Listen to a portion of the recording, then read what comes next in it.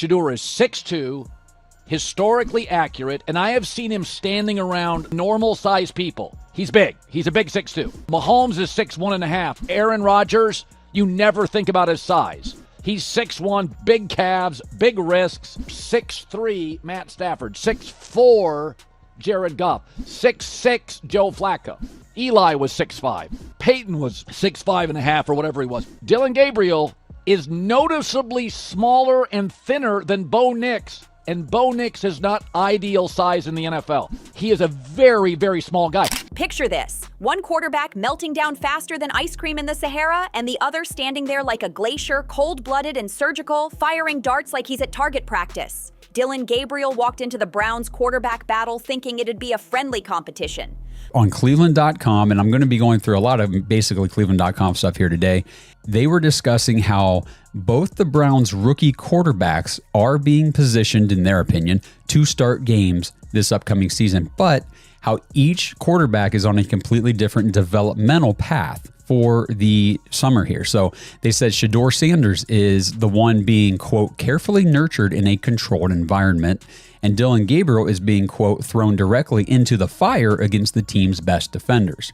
But what he walked into was a straight-up masterclass. And Shedeur Sanders, he didn't show up to compete. He showed up to conquer. Things got ugly, things got beautiful, and Twitter's currently losing its collective mind over every second of it. Dillon came into camp acting like the star of his own football movie. Lights, camera, quarterback controversy.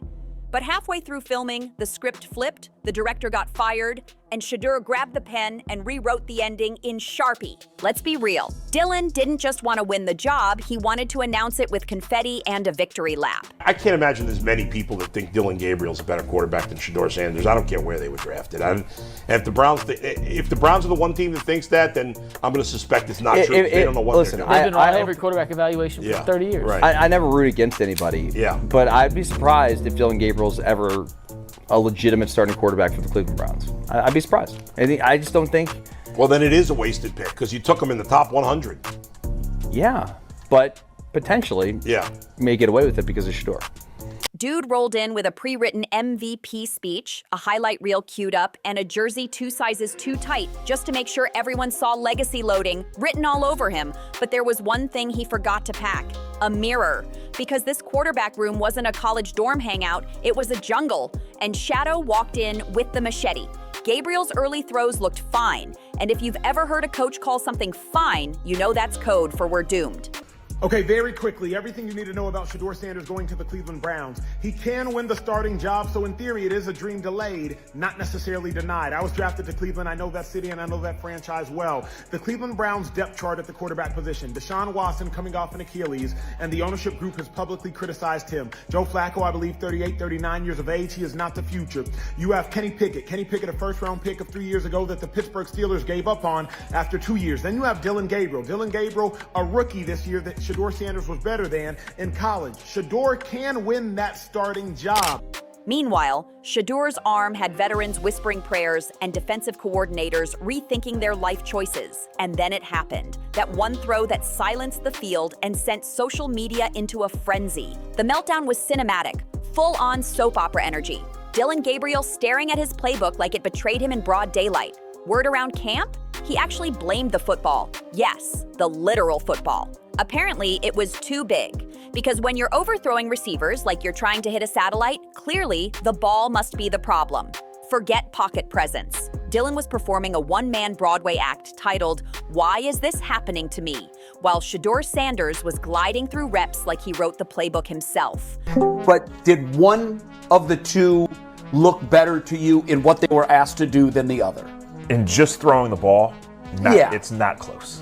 Shedeur Sanders. It's not close not either. Close. No. Wow, that's okay. Now that's news. That's news. But let me couch that by saying this is rookie minicamp. Sure. No pads, no full speed competition. But nobody coming to knock your head off. It's telling. They're side by side, and they're not asked to do much, but they're both asked to do the same thing. And that one of them looked discernibly better than the other. I think that I didn't know that we would get that out of this minicamp. We're standing here, Jay. They're on the field. They break the huddle from team stretch and team jog, and they go both pick up the ball and throw it.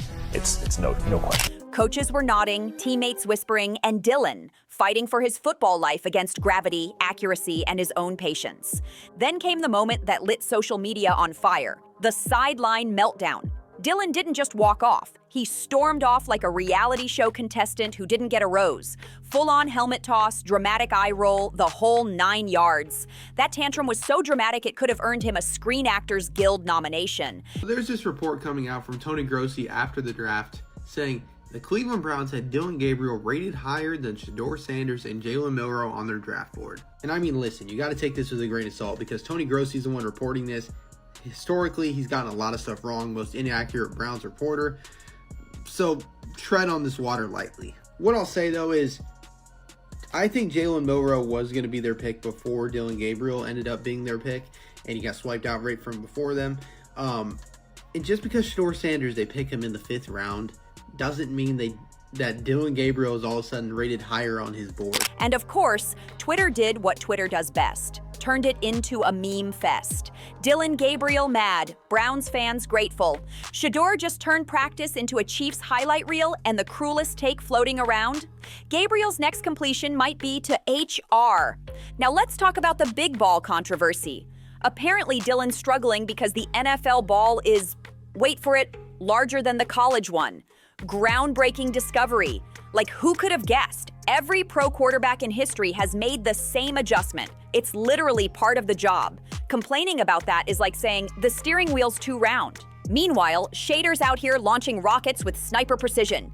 He's dropping dimes so clean, NASA might start tracking them. Shedeur Sanders is already causing drama in Cleveland. The same drama that Abdul Carter brought to New York twice. Shedeur Sanders, Colorado legend. Might I say college football great. You know, when you set the world on fire like Travis Hunter and Shedeur Sanders did, you get the most valuable honor. You get your number retired and put on top of the stadium. You all had a hissy fit about this? Stop hating. Well, Shedeur's number that got retired was the number 2. When you see somebody dominate college like he did, you want to see him bring that number to the pros. But what I'm about to say, you need to see what the Cleveland Browns front office looked like when they drafted him. I'm gonna straight up say it. They look like they were forced to draft him. While Shedeur Sanders will still win the starting job because, come on, the other quarterbacks are mid. Every throw looks like a statement. No excuses, no drama, just pure ice-cold dominance. Let's spin it back to college for a second.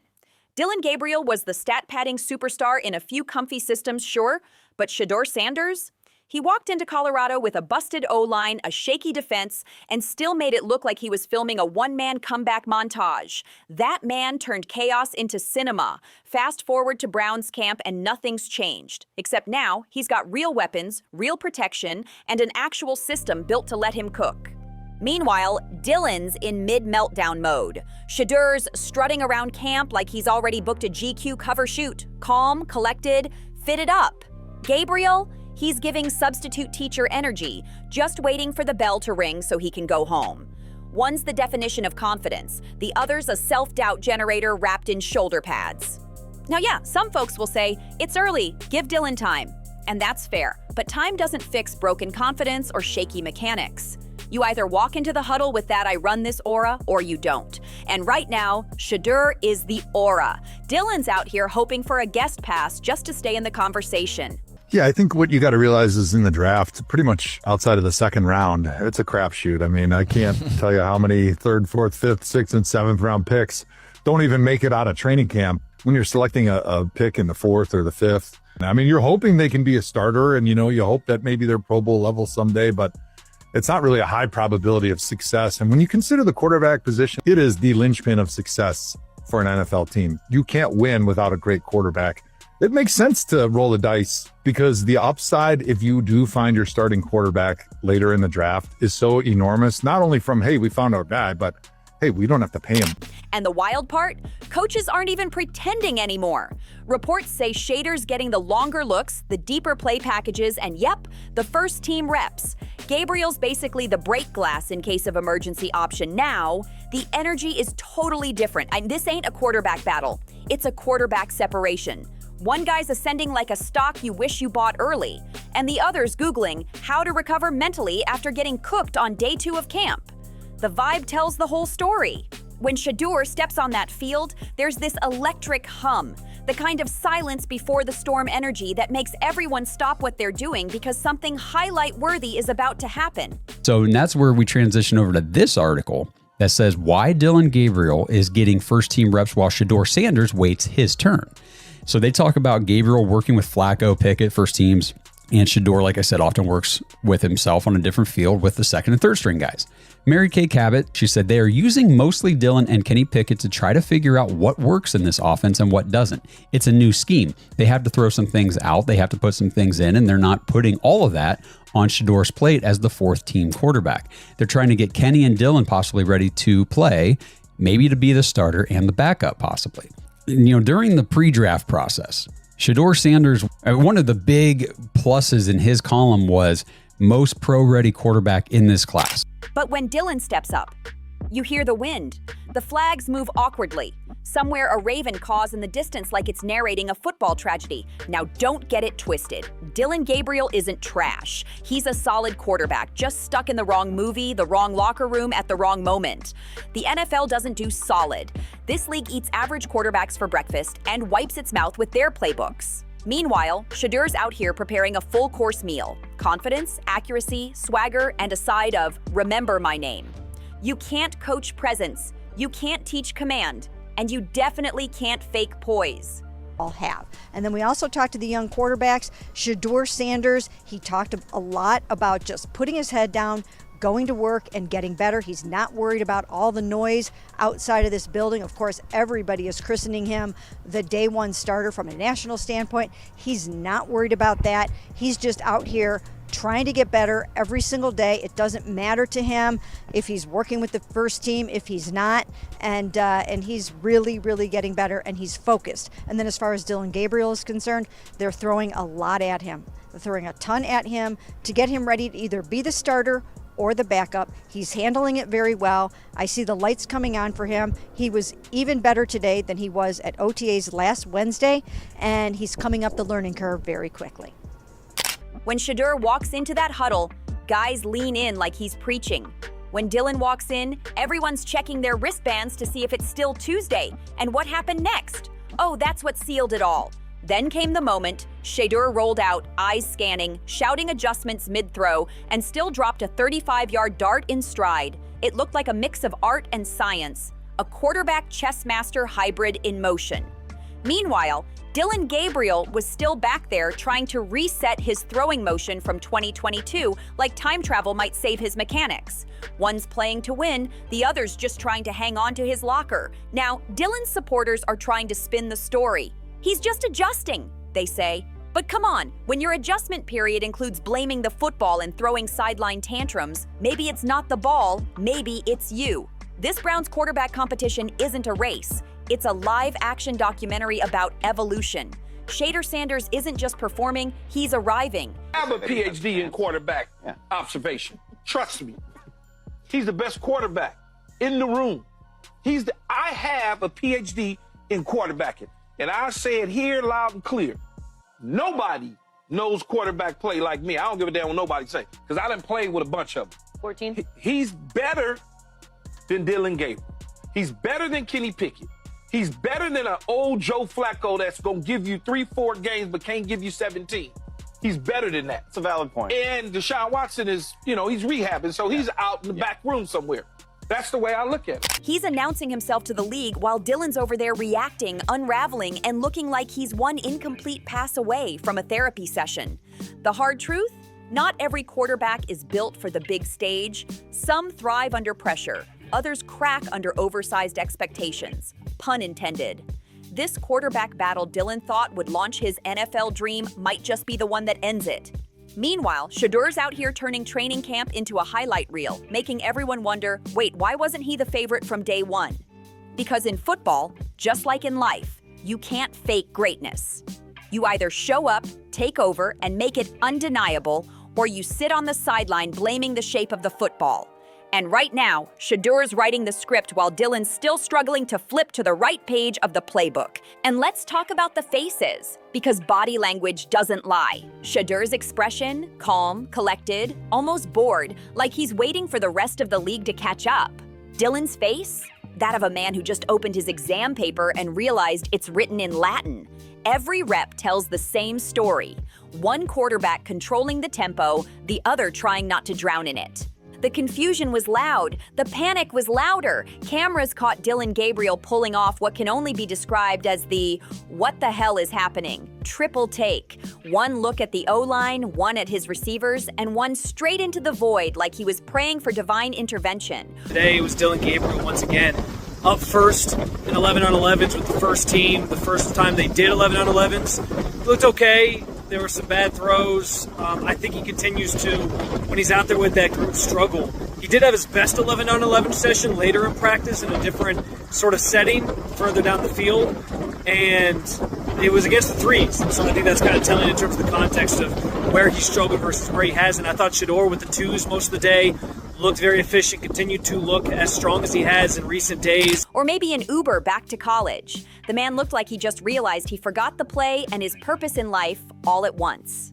Now let's talk about the energy, the vibe.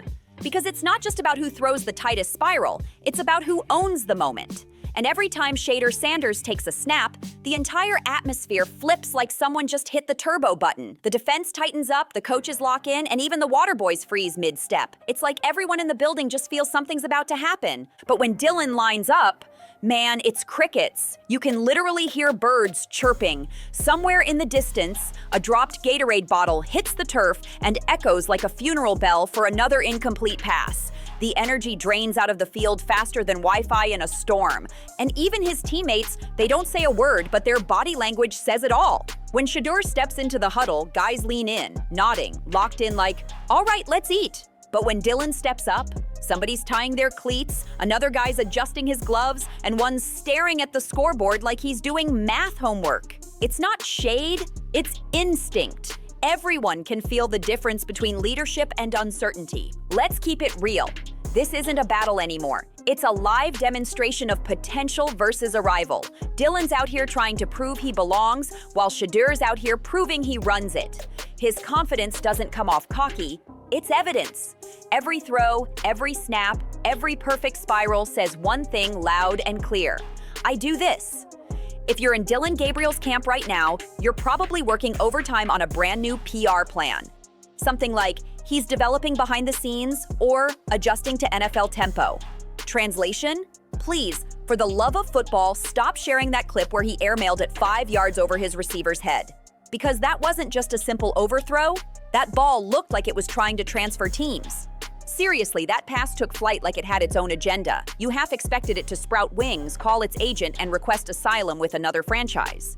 Even the coach couldn't hide his face. That was the kind of throw that makes a clipboard nervous. Meanwhile, Shedeur Sanders is putting together a highlight reel in real time. One laser down the seam, one perfect touch pass over a linebacker. Rhythm, timing, swagger, it's all there. He's throwing like he's been in the league 5 years already. And the wild part? It's the kind of stuff you won't see on a combine sheet, but it's exactly what wins games. And more than that, it wins locker rooms. Right now, Shedeur doesn't just have respect. He owns that locker room like he pays rent there. And let's be clear, this isn't some feel-good open tryout story. This is the NFL. This is the Cleveland Browns, a team that's been through more quarterback heartbreaks than a soap opera marathon. They don't need good enough. They need a savior. Someone who walks into the huddle and says, "We're done losing." And Dillon? He still looks like he's trying to remember which wristband has the snap count on it. No hate, just facts. The game's moving fast, and he's moving cautious. And now it's getting messy, because the whole meltdown isn't happening behind closed doors. It's unfolding under stadium lights. Beat reporters are live tweeting every missed read like it's breaking news. Every flinch, every grimace, every awkward foot shuffle gets clipped, posted, and roasted before the play even ends. And the fans? Oh, they've picked their side already. Browns Nation is starving for a quarterback with confidence, poise, and zero excuses. And right now, Shedeur's serving exactly that on a silver platter. Shedeur Sanders is already causing drama in Cleveland. The same drama that Abdul Carter brought to New York twice. Shedeur Sanders, Colorado legend. Might I say college football great. You know, when you set the world on fire like Travis Hunter and Shedeur Sanders did, you get the most valuable honor. You get your number retired and put on top of the stadium. You all had a hissy fit about this? Stop hating. Well, Shedeur's number that got retired was the number 2. When you see somebody dominate college like he did, you want to see him bring that number to the pros. But what I'm about to say, you need to see what the Cleveland Browns front office looked like when they drafted him. Fans aren't buying that adjustment period excuse anymore. They've lived through enough quarterback experiments to last 3 lifetimes. They don't want patience, they want presence. They want a guy who walks in, owns the moment, and takes command like he was born for it. You know things are bad when even the post-practice interviews get awkward. Reporters asking Dillon Gabriel about arm size adjustments like he just wandered out of a medieval jousting match. And that look in his eyes, it said everything. He knows the pressure's crushing him, and he can feel the writing on the wall.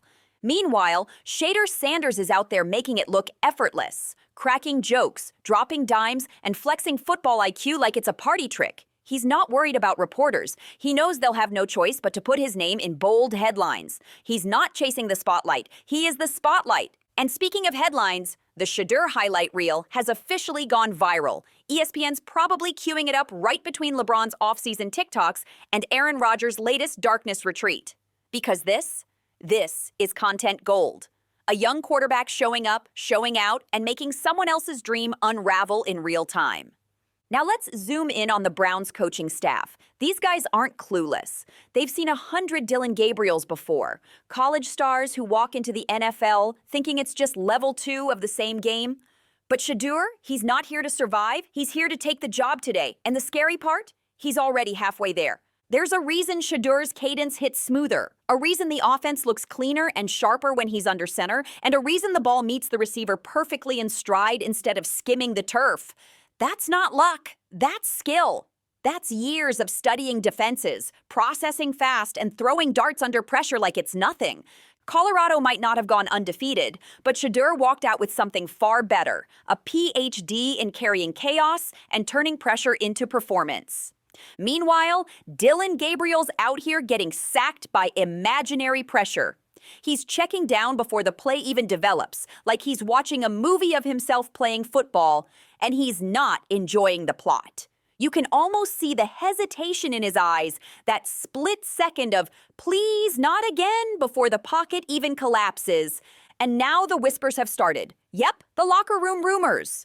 Word around camp is that Dillon's confidence is cracked, that he's not syncing with his receivers, and even the trainers are side-eyeing the QB reps. And when your own teammates start whispering like they're on a Real Housewives reunion special, you know the battle's already over, because once that "he's trying his best" quote starts floating around, that's NFL code for, yeah, he probably won't be here by week 3. Meanwhile, Shedeur Sanders isn't just winning, he's dominating. He's not only taking the QB1 spot, he's building a resume for week 1 starter.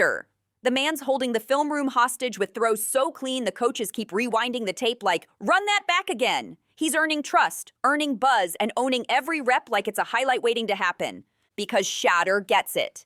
He knows this league doesn't wait for anyone. The Browns don't have time for another developmental project. And he's not about to let someone who blames the football for missing a curl route take the spotlight he's worked for. So let's put it plain, Dillon Gabriel showed up to a gunfight with a butter knife and then blamed the wind. Shedeur Sanders? He pulled up with a sniper rifle and asked, which angle do you want the shot from? That's the difference. That's the gap. And at this point, the Browns quarterback battle isn't a competition. It's a coronation. This is the moment it becomes official. The future of Cleveland football just walked into camp wearing a calm smile and a cannon for an arm. Like, share, comment, and hit that subscribe button. Because if this is how camp looks, imagine what's coming next week.